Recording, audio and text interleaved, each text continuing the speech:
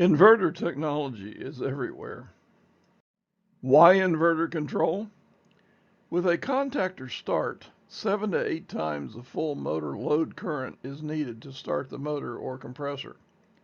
This current stresses the motor windings and generates heat, which over time reduces the life of the motor.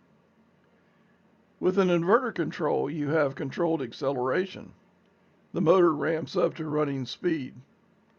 You also have adjustable operating speed. The frequency is used to control operating speed. You also have controlled stopping of the motor. Inverters can also reduce energy by as much as 45%. At a utility rate of 10 cents per kilowatt per hour, annual savings could be around $5,000. Most modern airliners land at speeds in the range of 150 to 170 miles per hour.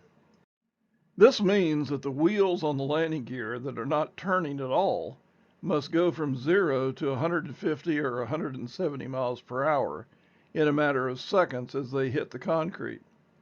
This places extreme wear and tear on the rubber tires.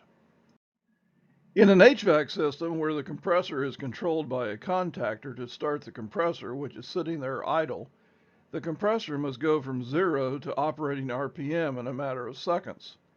As with the tires on an airliner, this puts the compressor under great stress at startup.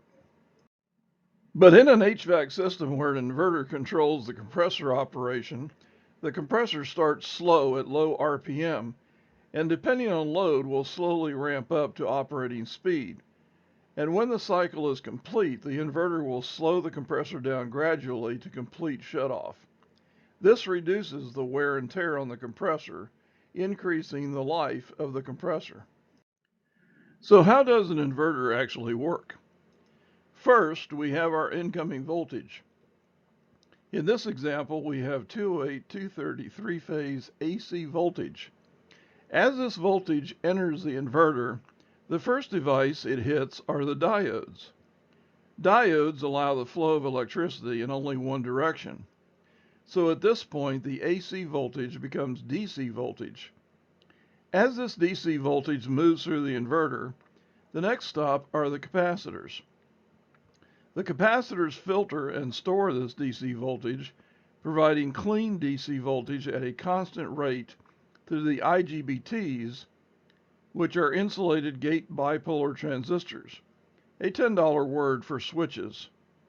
These switches supply the voltage to the compressor in such a manner like alternating current. The output waveform is that of a pulse width modulating sine wave.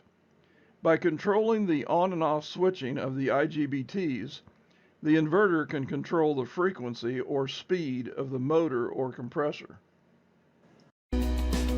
Go to arefco.com for more videos, like, subscribe, and check back every week for new videos.